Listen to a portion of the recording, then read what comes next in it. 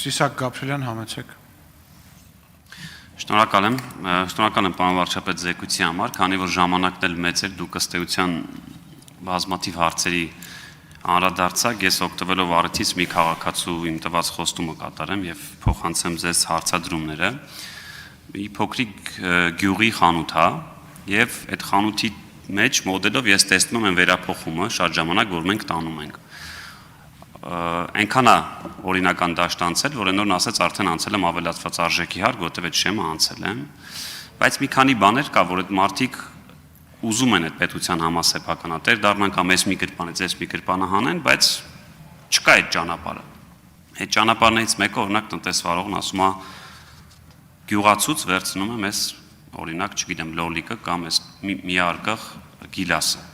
Այդ գյուղացին չի կարա ինձ որևէ կերպ թուղթ տա, որովհետև դուք որպես պետություն չեք ստեղծել այդ ինստիտուտը, որ ես կարողանամ թեկուզ ձեռի վրա իր հետ, չգիտեմ, պարտավորագիր գրեմ տամ։ Հիմա այս մի արկղ գիլասը, որ ես չունեմ, թուղթ ստացվել է, որ հարկային գալու է եւ իմ ամբողջ շրջանառության վրա առաջացնի որոշակի պարտավորություն։ Ես ասում եմ պարտավոր եմ, ես ինձ պարտավոր եմ զգում, որովհետև իմ աչքի առաջ ասում եմ ես տեսնում եմ դուք, չգիտեմ, 50 սանտիմետր այդ հողը փորել եք, այս այդտեղ զրոյից ճանապարհ եք կառուցելու, պատրաստ են, բայց չկա այդ ճանապարհը։ Եվ մի հարցի վերաբերյալ դուք ընթերցեցիք կառավարության նիստում, այդ տնտեսարողներն ասում են օրինակ եթե հոսանքի վճարը հանում ենք ծախսերից, մյուսը հանում ենք, խնդրում են հստակ լինի, որ այդ բանկային միշտ քարտերով ստացած գումարի այդ միջնորդավճարը նույնպես համարվի իրանց ծախսերից դուրս գրում, որ սա ասում եմ, որ նաև ըստ էության հրապարակային լինի պատասխան, եթե այս պահին չկա, մյուս համազեկուցողները կխնդրեմ ասել, եթե արձագանքելու կունենաք, արձագանքեք, եթե ոչ, ես երկրորդ հարց կտամ։ Պարոն Գաբրելյան, հիմա դուք քաղաքացուն հիշատակեցիք, հիմա ես տեղ ելույթ եմ ունենում 12:52, ես պատասխանը ՊԵԿ-ից վերցրել եմ եւ քաղաքացուն ուղարկել եմ եւ իրան հարցրել եմ, թե արդյոք այս նամակը իր հարցերի պատասխան տալիս է։ 12:52 ինձ պատասխանել է էլեկտրոնային փոստով եւ ես հիմա ձեզ կարդամ իր պատասխանը։ Հարգելի պարոն Փաշինյան, նախ շատ շնորհակալ եմ ձեզ իմ կողմից բարձրացված հարցը կառավարության նիստում քննարկելու եւ հստակ պատասխանը արագ ստանալու հարցում, այսինքն պատասխանը ՊԵԿ-ի տված ուղարկել եմ։ Շնորհակալ եմ ձեզ նաեւ վստահության համար։ Գրությամբ ստացված պատասխանը ամբողջովին տալիս է ինձ եւ իմ նման շատ փոքր ձեռնարկատերերին հուզող հարցերի պատասխանները եւ եթե ինչպես որ պատասխանում է նշված շրջարկի հաշվարկի լրացումը կկատարվի ինքնաշխատ, ներառելով հարկային մարմնի տեղեկատվական բազայում եղած տվյալները, ապա հարկ վճարողի մոտ այլևս ոչ մի անհասկանալի խնդիրներ չեն առաջանա։ Կանխավ շնորհակալություն Մկրտումյան, անունը չեմ կարդում, որ չբացահայտեմ։ Հիմա այս պատասխանում մասնավորապես գրված էր, որ այդ բանկի միջնորդավճարը քարտի դեպքում այո մտնում է այդ ծախսերի մեջ, որը կարող է ծախսագրվի։ Հաջորդը գյուղացուց վերցրածը էլի բանանելու հաշիվ ապրանքագիր տալու մեխանիզմ գոյություն ինքնահաշիվ գրելու համակարգը վաղուց գոյություն ունի, բայց մեր պլաններում կա նաև, որը պետք է իրար հետ քննարկենք, հասկանանք, տարբերակված ավելացված արժեքի հարկի մեխանիզմ դնելը, որ նման դեպքերում, որը մեր մոտ ուղղակի պրակտիկա չկա, ամեն նոր բան դնելիս անդադ մտավախություն է ալնում, որ մի բան հաշվի առաջ չլինենք եւ այլ։ Այսինքն իրական մեխանիզմները կան, կամ եթե չկան, հասկանում եք, հիմնական խնդիրն է նա, որ եթե չկան, էլի խնդրեմ չի, պետք է հաղորդակցություն տեղի ունենա։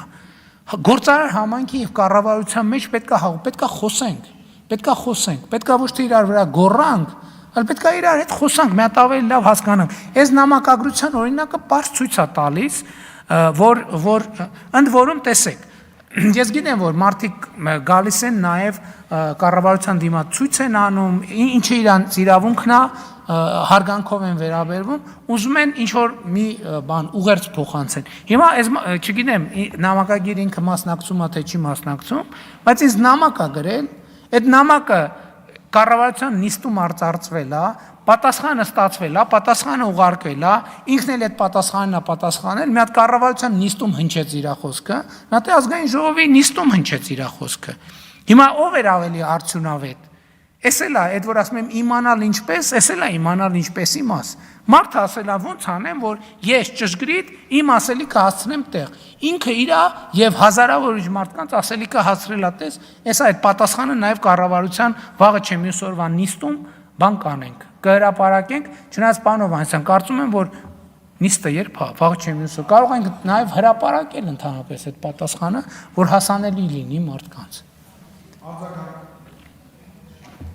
Շնորհակալ եմ շատ, բայց չգիտեմ իրականում երկրորդ հարցը ստամ թե ոչ, լավ ամեն դեպքում հնչեցնեմ։ Պարոն վարչապետ, դուք ճիշտ եք, որ կրթության մեջ է կարևոր խնդիրը, բայց ես էլ դուք էլ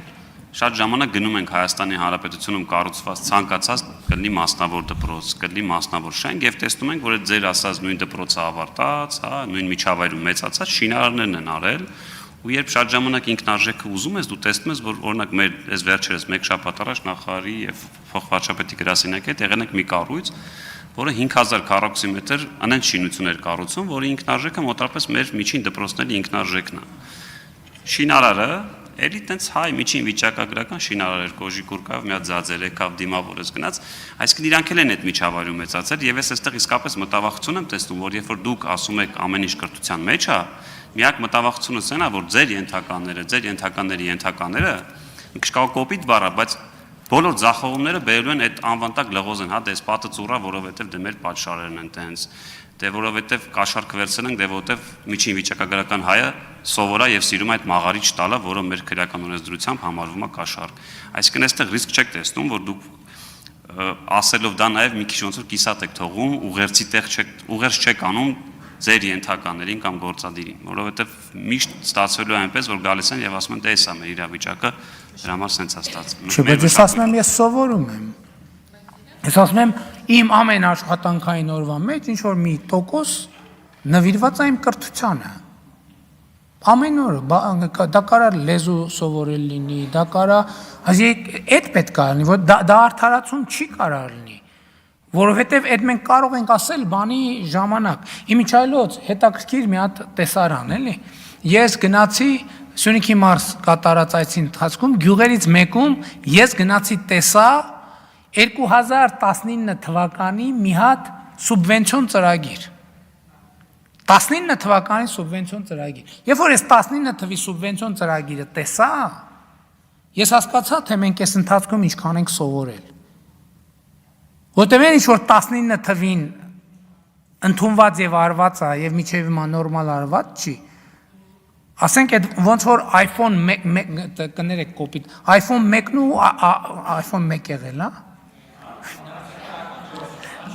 iPhone 4-ն ու iPhone 13-ը։ Այդքան տարբերություն կա։